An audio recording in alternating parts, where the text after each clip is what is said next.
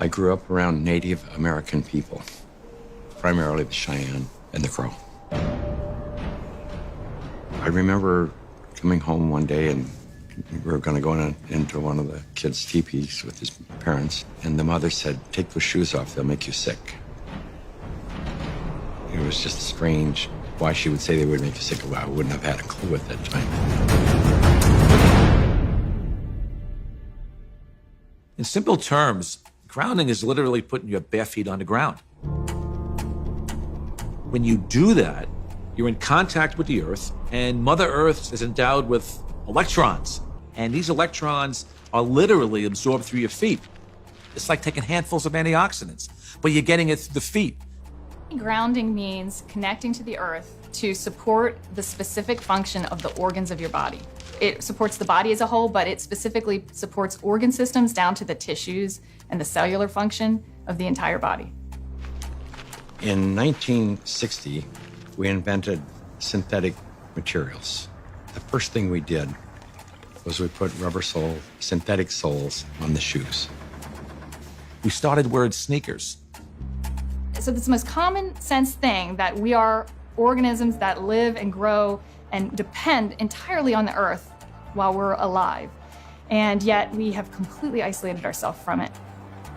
We're so disconnected that it becomes this weird thing if we actually slip our shoes off. 95% of people walk insulated on the earth. This was the single thing that happened that probably caused the proliferation of inflammation-related health disorders far and above anything else. This is so incredible. This is Nobel Prize material. I got involved in the cable industry in the early 60s. I first learned the need to ground cable signals as we were developing the industry. When you run a wire into the house, before you can go into the house, you have to ground the cable.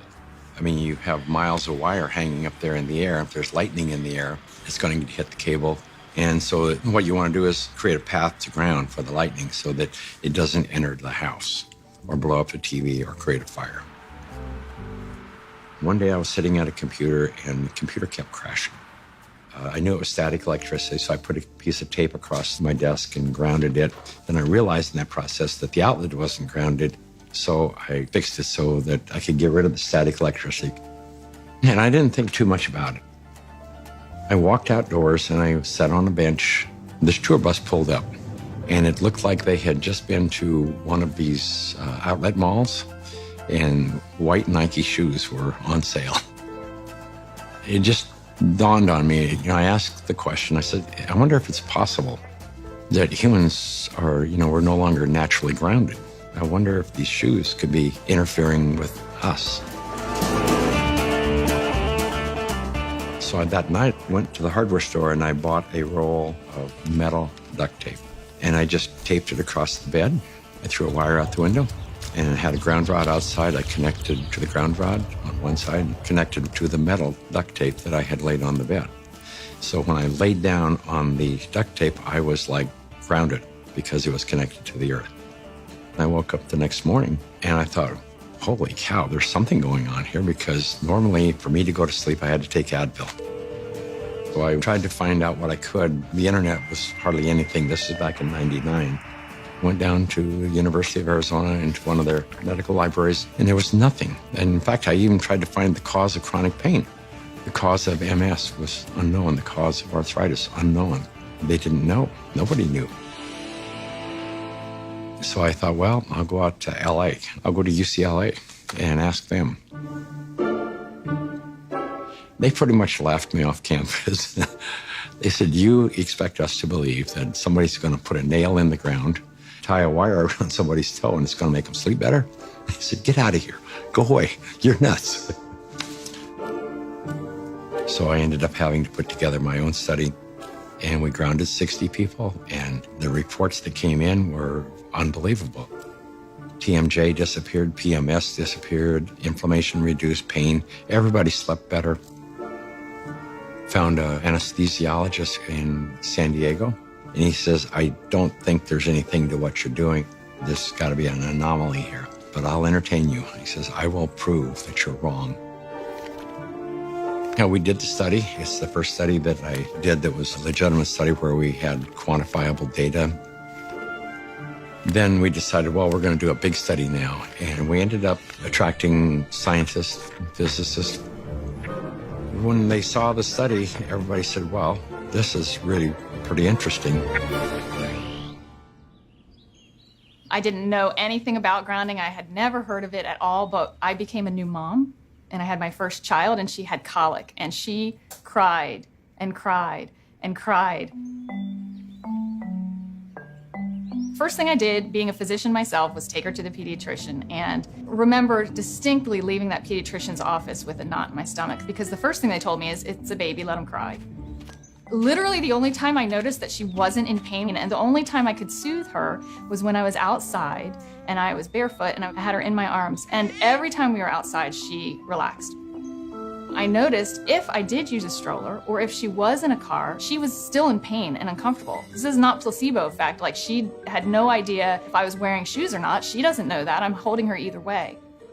And I just slowly started realizing this child can only take a nap and feel comfort is if she was on my skin, held skin to skin, and I was barefoot. She'd be dead asleep, and if I stepped in the house and took both my feet off the ground, she would wake back up and the pain response would come back. And I didn't know what it was called, and I didn't at that time feel comfortable thinking about using it in my conventional medical practice, but I just knew that this is what I'm gonna do to help my child. I was working with a mentor of mine, and she recommended that I ground my energy. I didn't know what she meant by ground yourself. So the first thing I did was go home and look it up on the internet. And through doing a search about grounding, I found Clint Ober's work and the book about earthing. And I realized that it's a real thing and a real healing modality with tons of medical literature behind it. I first learned about grounding maybe 12, 13 years ago through one of the trainers for the Tour de France team from the US, and he was using it with many of their athletes and with surprising results. And I think that surprising best summarizes my response to it, because it didn't seem to make sense. I think I became a believer once I started to explore the science. If you take a microscope and you look at a piece of wood and you go down, down, down, all of a sudden, there's nothing there. There's molecules, but they're not even connected. What's holding them together? What's the force that's holding everything together? Our body is electrical. This is all electronic equipment. The heart, the lungs, the brain. I mean, this is electrical equipment. It's all electrical. Everything is electrical. Unbeknownst to us, we live inside a battery. The surface of the Earth is charged negatively, and the ionosphere, which is a layer of the atmosphere about 60 miles up, which is ionized by the sun, meaning that the rays of the sun are so strong that they split the molecules into a positive charge and a negative charge. The negative charge are transferred to the surface of the Earth through lightning mainly, and the positive charge stay 60 miles up. The problem arises when we don't have negative charge. So we need grounding just as we need air and we need sunshine. Stephen Sinatra, who was a cardiologist from back east, was attending a convention. We sat down with Stephen and told him the story of what I was doing. Now he said, well, if you're affecting pain, he says, you need to be researching inflammation.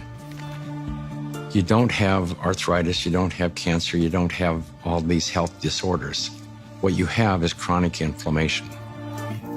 We have so much inflammation in the body, and it comes out in illnesses. We go to a doctor with all these complaints, but a lot of it is silent inflammation, including my specialty, heart disease. Heart disease is an inflammatory process. So how do we reduce inflammation? Inflammation is produced by neutrophils, which is a white blood cell. You have an injury, you have a damaged cell.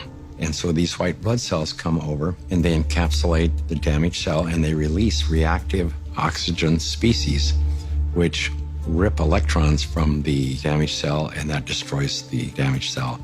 If there's not enough free electrons there to reduce the remaining radicals, they're going to steal an electron from a healthy cell and in the process damage it. Then the message goes out to the immune system and another neutrophil does the same thing, eliminates that cell, and then you end up with a chain reaction. ATP is short for adenosine triphosphate. It's the energy currency of the cell. So we're bioelectrical beings. That's the currency of our body. That's how it works. That's how we run our biological systems, is by generating this electrical energy that's transferred. And when we connect to the earth through a conductive surface in some way, there's a transfer of electrons that slowly go into our body. In situations where we are insulating ourselves from this surplus of electrons into our body, we're going to get the absolute opposite. So instead of having low levels of inflammation and a thin blood, we'll have thick blood that's more likely to clot, and our levels of inflammation tend to increase. You could take anybody who has chronic pain. It doesn't matter who they are. It doesn't matter what's wrong. And ground them, and you're going to have a significant reduction in pain. You're going to stop the oxidation or the inflamed portion. That stops almost immediately. Then the body can heal and return to normal. And healing generally is improved by 60, 70%. If inflammation is the cause of all these health disorders, then I know that not grounding is the cause of inflammation, because if the body is grounded, you can't have inflammation. Can we measure the effects reproducibly?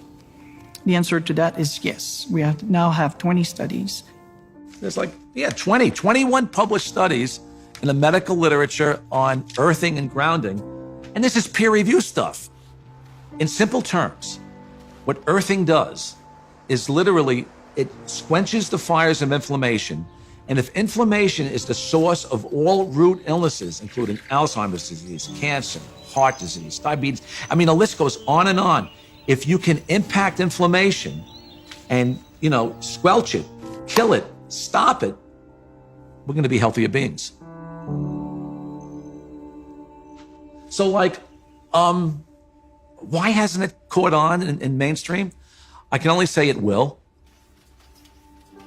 There's a well-established, traditional, conventional system that relies on expensive intervention. So they'd like to perpetuate that, and they're not too interested in having some competition coming in for a lot less expensive to sort of sabotage their profit levels. Because their goal isn't to help humanity. Their goal is really, as corporations, is increase their profit. The question becomes, how much of an influence has lack of grounding been in the epidemic of disease that we have? Is grounding a factor? The light switch went on, and I thought, we're doing things completely backwards here. A typical day for a child is completely ungrounded. Most children wake up sleeping on a bed that was not grounded in a house or a building or on a floor that was insulated from the earth. And then they go immediately into a classroom that's insulated. And even on recess, in the recess period, they go outside and are literally fenced in and they're paved with asphalt. And then they have after-school activities, which are either indoors or if they're outdoors, they are literally required to wear protective gear. Even if they're exercising for 2 hours after school, 100% disconnected from the earth. And then they go home and they go inside and they eat dinner and they do homework all hours of the night, and then they pass out in an ungrounded bed. So that's a 24-hour period of time completely ungrounded, and that goes on day after day after day.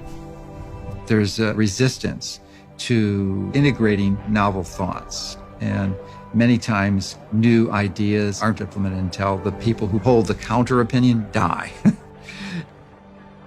The good thing about grounding is that you don't need a doctor to tell you to do it. You do not need a physician to recommend it to you. You can try this anytime. It is your birthright because you live on the earth. I ground every day. Hey, I want to be connected to the earth as much as I can. I would say about 95% of the day I am grounded because I believe it's just a no-brainer. Go outdoors, take your shoes off, stand barefoot on the earth or sit on the earth, put your feet and your hands on the earth, and you will instantly notice the pain and inflammation begin to drain from your body. I got my life back is probably the most common refrain that I hear. Thank you, I got my life back. I got my life back.